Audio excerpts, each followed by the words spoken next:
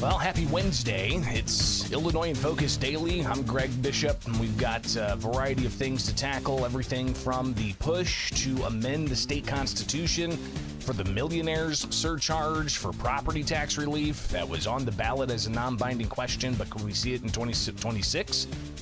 Already talking about that. Also, we'll hear from Republicans raising concerns about the state's financial future when it comes to expected deficits next year and for every year up to 5 years, as the state looks to spend $10 billion more over the next decade. But I do want to encourage you here with Illinois in Focus Daily, be sure to get the morning show each and every weekday morning about 8 o'clock, getting a little bit of an earlier start because they're back in veto session at the Illinois State House. So I got to bolt out of here and head to the Capitol in Springfield. But obviously, you can get the podcast anywhere. Just search Illinois in Focus, and you'll get the podcast, but also get the headlines at thecentersquare.com. Again, thecentersquare.com, where you can donate and you can get the daily newsletter as well. Stay up to date with what's going on. Some of the things you'll see at thecentersquare.com, the Madigan trial, it resumes with cross-examination of the ComEd former executive. And this is always interesting, especially to see Madigan and co-defendant Mike McLean enter the federal court building in Chicago. Let's pull this up. Here's the speaker. Good morning. Waving. And shout out to Jim Talamonte, the Center Square reporter, capturing this, and also capturing Mike McLean entering with his wife, getting a wave. Jim's been there every day. So Madigan and McLean clearly watching Jim watch them as he sees what's happening in the trial. So we'll connect with Jim Friday because they don't have court Friday. So we'll connect with him and get an update on all of the evidence that they've presented, the undercover recordings, and so on, highlighting the little to do nothing jobs that Madigan allies were lining up from ComEd and elsewhere to essentially say, hey, we're going to help get some favorable legislation to ComEd. So that story is available at thecentersquare.com. But you'll also find, the quick hits, which I think are important. And in particular, you'll see that the slain officer's family up in Chicago doesn't want the mayor to attend and also doesn't want the governor to attend. So that funeral is coming up. And clearly the family not too happy with certain types of policies or whatever the indication may be from the family there. So just some of the things you'll get at thecentersquare.com. But coming back, we'll get to the latest in litigation against Illinois gun laws. We had an appeals court hearing about the Cook County gun ban yesterday, but also Illinois Attorney General Kwame Raoul promising to appeal the Southern District case where Judge Stephen McGlynn declared the state's gun ban unconstitutional. So that's up here next with Illinois in Focus Daily. I'm Greg Bishop. Get the show each and every weekday morning here with America's Talking Network.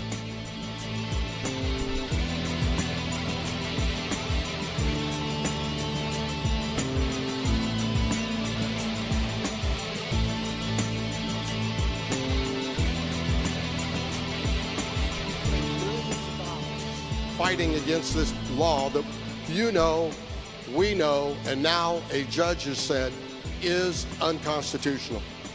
I called today on Governor Pritzker to stop the appeal process. It's not going to succeed.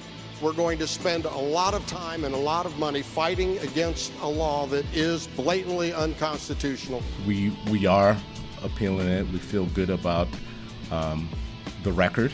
That's Attorney General Kwame Raoul. Before that, Republican State Representative Dan Caulkins. Talking about the case out of the Southern District, Illinois, where a federal judge declared Illinois' gun ban unconstitutional, and Raul saying that he is going to appeal that case to the Seventh Circuit Court of Appeals. They've already filed a notice in the district court.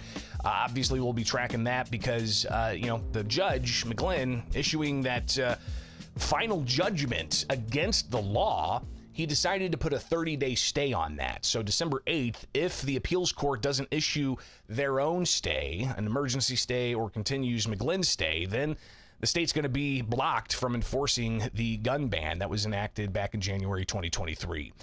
So we'll hear more about that, and also we'll hear from the Cook County state's attorney-elect about the gun ban challenges. But yesterday also in the appeals court, the Seventh Circuit U.S. Court of Appeals, you had the plaintiffs arguing that the gun ban in Cook County is unconstitutional. And this is a story you'll find at thecentersquare.com. It is Illinois in Focus with the Center Square and America's Talking Network. So go check out the Federal Appeals Court hears challenge to Cook County's gun ban. And the Seventh Circuit U.S. Court of Appeals streaming online. They did, have the audio there for people to listen. And Peter Patterson, he's for the plaintiffs. He said, listen, they have a record that they built in this case, and it's a record they stand by. And there is a substantial record in this case.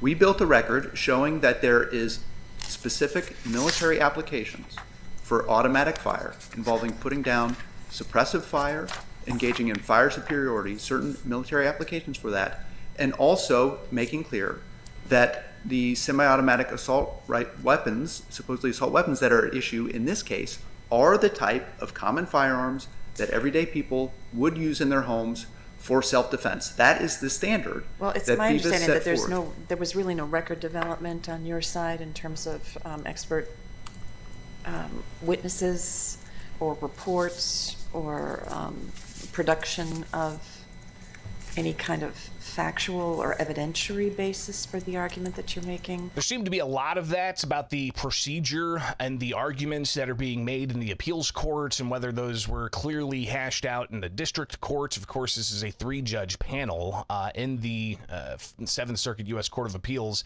That 3-judge panel is made up of judges Diane Sykes, Michael Brennan. I believe Brennan was the one who sided with the plaintiffs in the state's gun ban when the preliminary actions were brought up by the Seventh Circuit, and also Amy St. Eve, who I believe is a Trump appointee I've seen from other analysts. So clearly an interesting panel there for the Cook County gun ban, but Cook County's attorney, Jessica Scheller, she shared that she believes that they're in the right by upholding the gun ban in Cook County. Dating back to the Statute of Northampton, courts have regulated the manner in which persons can use weapons to terrorize other persons. We suggest that the Cook County Ordinance addresses the same problem for the same reason, and therefore is legally permissible under that analysis.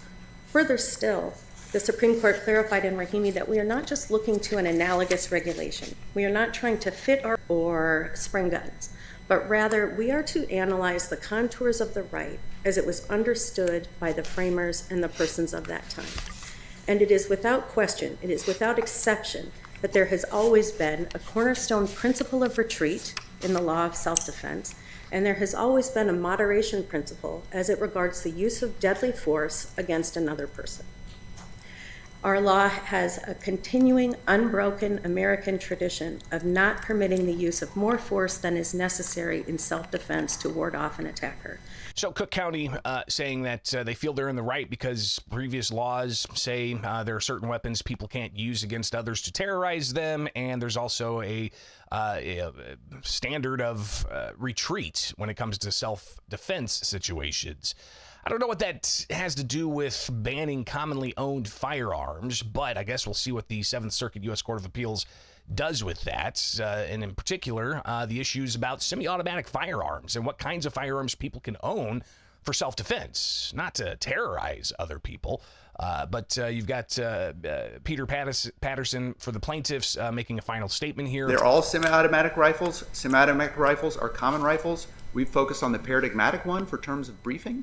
And so, again, at most, that would go to the scope of the remedy. We would still prevail with the AR-15 and the AK-47 type that our other plaintiff wants to own. So clearly still waiting on any kind of ruling there. The justices took it under advisement in the 7th Circuit U.S. Court of Appeals in federal court. I believe sometime this week, we've got a different case, the Foyd card challenge that Gun Save Life brought. That's in state court, and I believe it's in the appellate court. So we're trying to narrow down as to if that's going to happen tomorrow, so we'll keep an eye on that. But yesterday, state legislators were back in session. They had some news conferences. They had a hearing in a committee. They had the Joint Committee on Administrative Rules meet. Highlights about the Underground Railroad Task Force and a variety of other things. But the House did come into session. Granted, they didn't really do much, but State Representative Dan Caulkins was there to remind the House of what happened on Friday in the Southern District of Illinois federal court when it comes to the state's gun and magazine ban. Ladies and gentlemen of the House, last Friday, a federal judge issued a definitive opinion about the unconstitutionality of the weapons, assault weapons as you call them, ban and the magazine ban. That opinion definitively stated that the law that was passed and signed is unconstitutional. We have wasted years and years, months and months, if not years, of time fighting against this.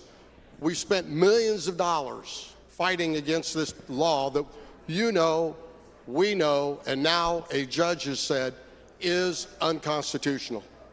I call today on Governor Pritzker to stop the appeal process. It's not going to succeed. We're going to spend a lot of time and a lot of money fighting against a law that is blatantly unconstitutional. We should be taking the illegal guns off the streets. We should be prosecuting the criminals that are using those guns, not criminalizing law-abiding citizens who choose to own rifles and shotguns and pistols. So today I call on Governor Pritzker, I call on all of you to support this. Let's stop this appeal process, accept Judge McGlynn's judgment that this law is unconstitutional, and let's get together and solve this problem of unlawful guns in the hands of criminals. We can do better. Let's use our precious resources to solve problems. Thank you. So again, Caulkins sharing those thoughts on the House floor yesterday after Friday's ruling, urging the Pritzker administration not to appeal, just let it lay. Let the 30 days go by, just, stand by and see what the U.S. Supreme Court has to say about the Maryland case, which it's expected they could take that up and possibly have a ruling on the Maryland ban sometime next summer. So we'll be watching that closely. But Caulkins' message didn't get across to Attorney General Kwame Raoul, who held an unrelated news conference yesterday, but he was asked about the ban on semi-automatic firearms being struck down by a federal district's judge. We are appealing it. We feel good about the record and the stance. We feel good about the overall philosophy of keeping weapons of war out of the hands of people who do harm with them and do harm within seconds. We've seen it here within the state. We've seen it recently on college campuses just in the past few days. And I'm unapologetic about our appeal and working with partners to make sure we keep these weapons out of the hands of people who do harm with them. Thank you. So, again, Raoul promising they are going to appeal. They already filed the notice of appeal in district court, so we'll be watching the 7th Circuit U.S. Court of Appeals and see where that case ultimately lands. But, again, all eyes are on what the U.S. Supreme Court does with the case out of Maryland. We'll be watching that closely as well. But yesterday, during that news conference with Attorney General Kwame Raoul, Eileen O'Neill Burke, who's the Democrat who is the state's attorney-elect in Cook County, she was also asked about the gun ban and any potential rulings coming out against gun ban laws. I'm going to follow the law. I mean, I have a little theme here from my entire campaign. That wasn't just a campaign platitude. I am going to follow the law. And more from Eileen O'Neill Burke on this. We have a 30-day reprieve. The state is appealing. I fully anticipate that the appellate court will uphold our ban. If they don't, we will proceed then. And I'm hopeful that they will stay the trial court's order. So we'll see what happens. All of this obviously coming to a head here in Illinois. as we watch what happens with gun litigation. Again, another case we're watching, the firearm owner identification card challenge from Gun Save Life. That's, I believe, in state appellate courts. Expecting a hearing on that, oral arguments tomorrow, but we'll narrow that down and keep you posted on what's going on there. It is Illinois in Focus Daily. Like, subscribe, hit that notification bell. Wake up each and every weekday morning for the live show. Join the live chat and get the segments with America's Talking Network and get the podcast uninterrupted at anywhere you get podcasts. Just search Illinois in Focus and you'll join up.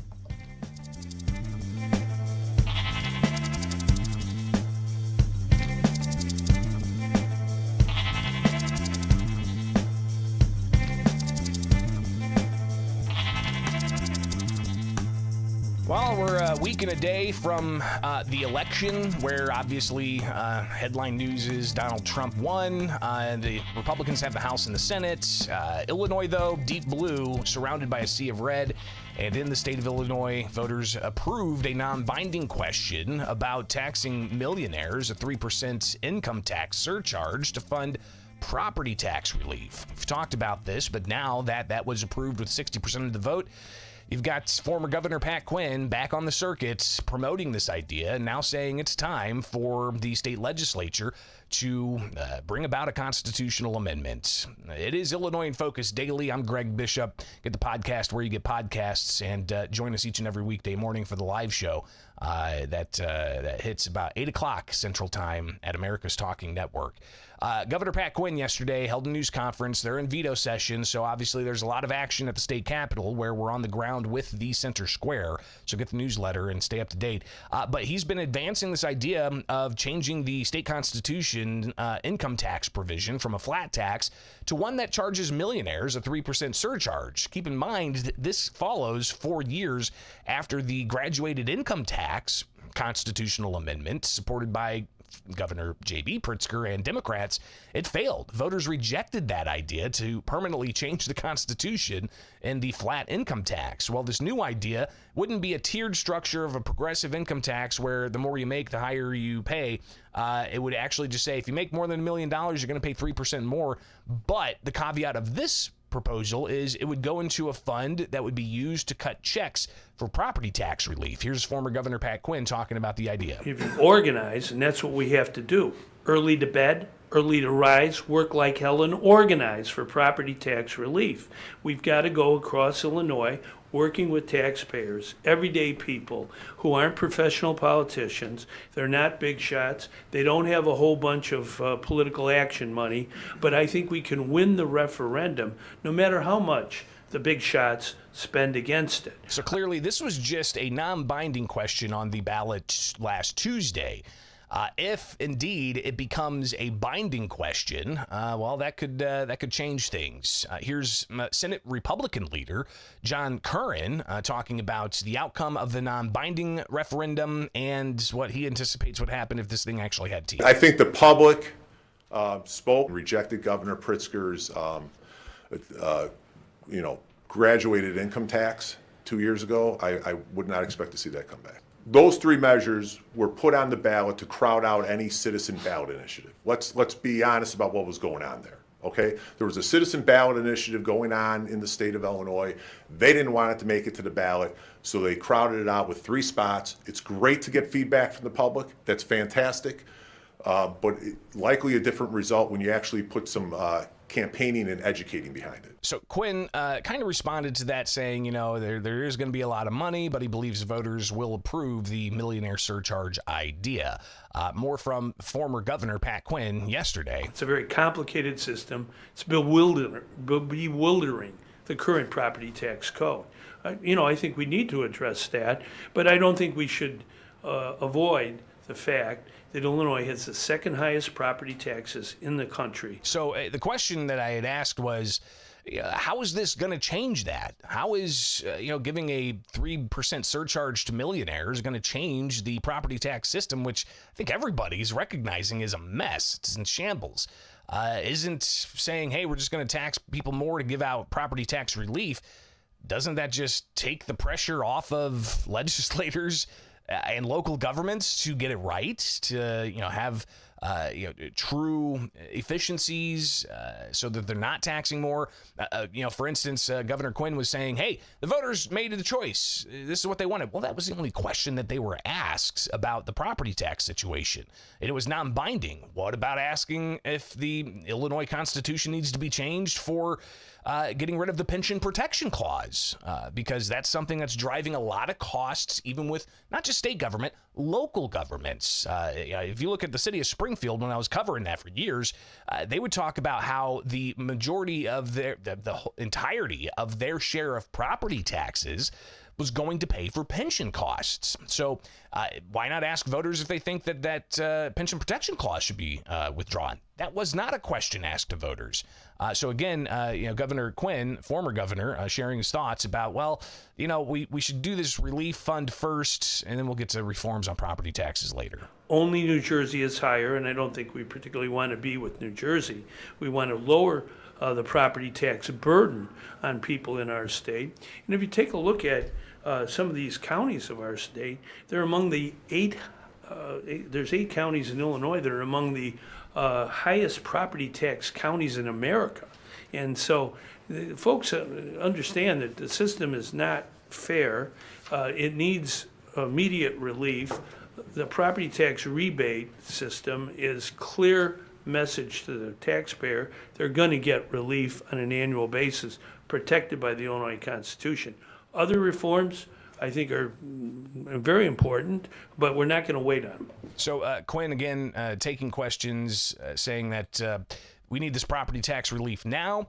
We're not going to wait on reforms. So he wants to move forward with the constitutional amendment question, which would have to be approved by the next General Assembly for the 2026 ballot. So already seeing the battle lines being drawn here, even from the Chicagoland Black Chamber of Commerce.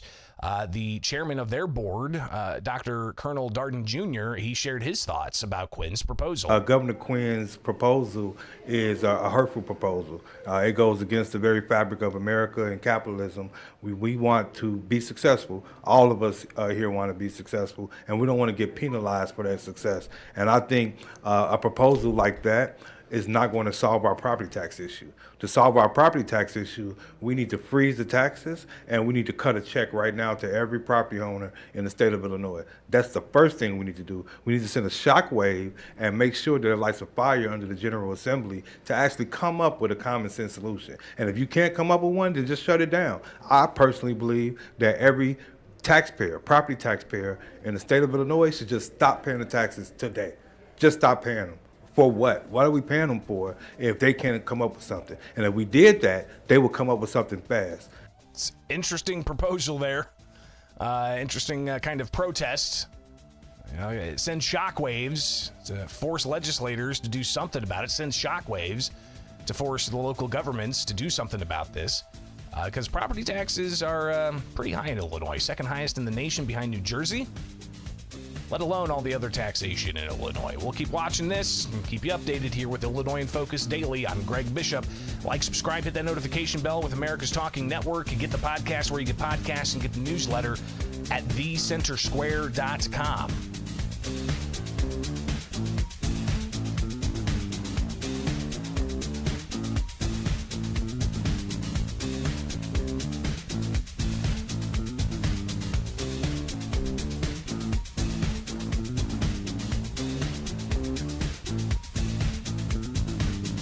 The state of Illinois' budget projections have the state spending $10 billion more by 2030, with an annual budget deficit of $5 billion over the next 5 years. They project the state will run total deficits of $22.2 billion as they look to spend even more tax-paying money.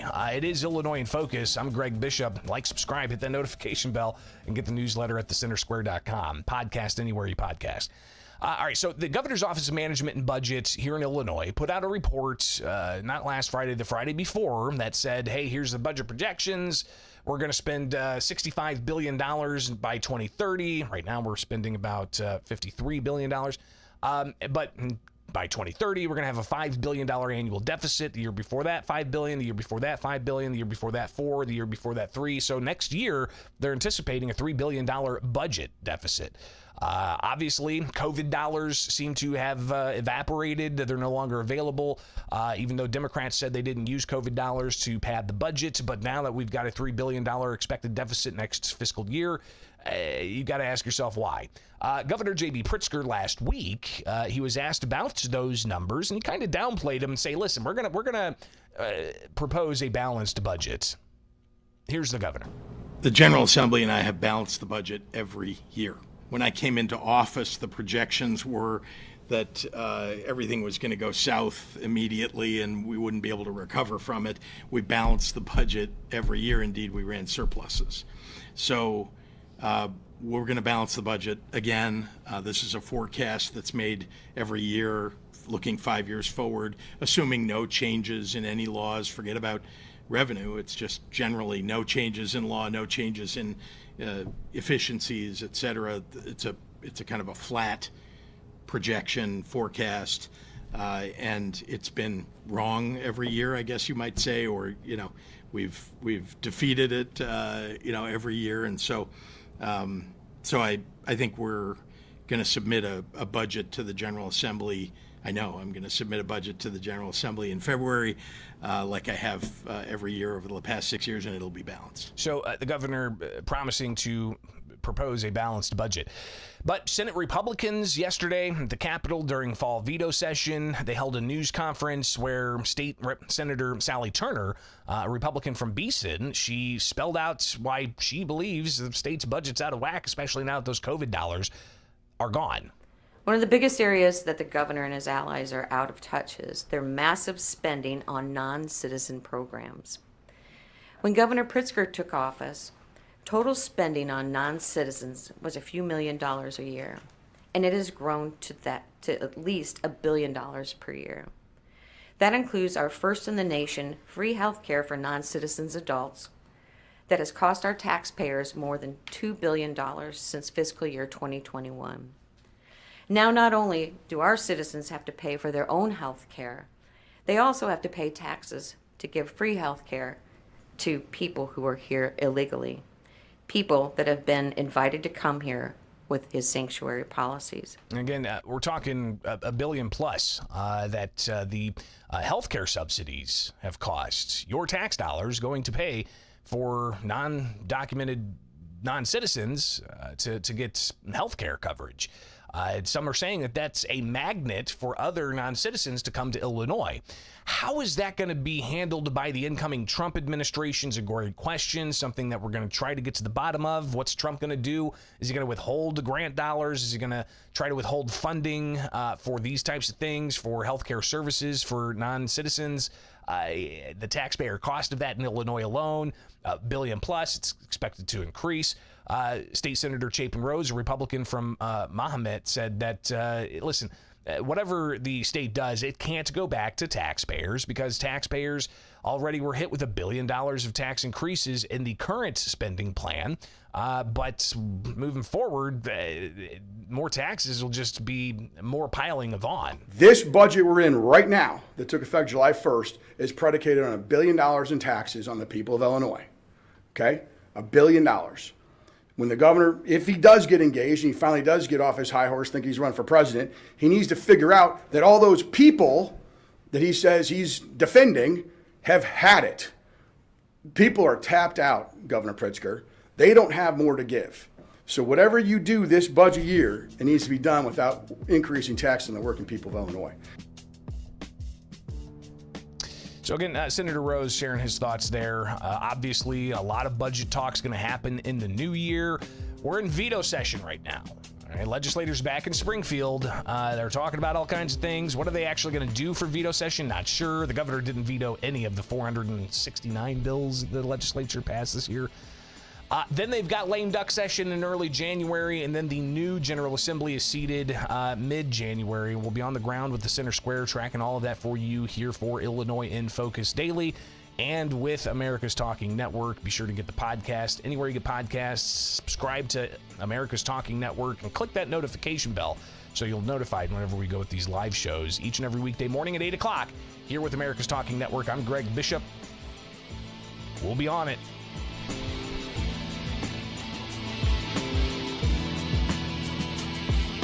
All right, that's all I got for you guys today. Again, got to get out of here, head to the state capitol for fall veto session. We'll be bringing you the latest of what happens across the board with all kinds of conversations concerning the Trump administration coming into power with a Republican-controlled Senate and a Republican-controlled House. How's that going to impact Democrat-controlled Illinois? Great question. Obviously, it's top of mind for a lot of people. So be sure to hit that notification bell. I see some people in the live chat saying, didn't get notified this morning. There's one thing to subscribe. There's another thing to hit notify. And I think if you hit that notify bell, there's actually options for, selecting all things from America's Talking Network or however that breaks it out. So just some, technical things you might want to consider if you're not getting notifications. But just know that, hey, if it's not a holiday, we're going to be live with America's Talking Network each and every weekday morning at about 8 o'clock. All right.